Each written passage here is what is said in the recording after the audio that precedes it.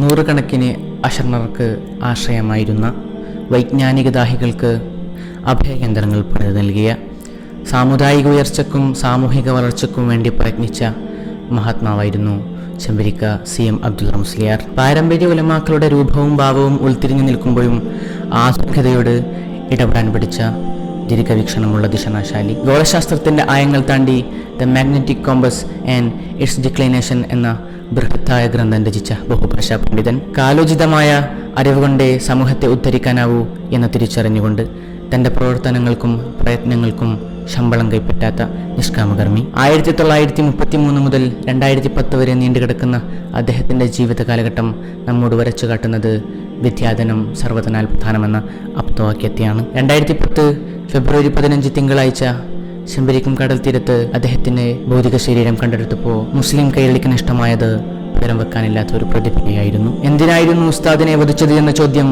കാലങ്ങളോളം കലാലയങ്ങളിൽ പ്രതിഷേധത്തിൻ്റെ പ്രതിധ്വനിയായി ഇനിയും അലയടിക്കും.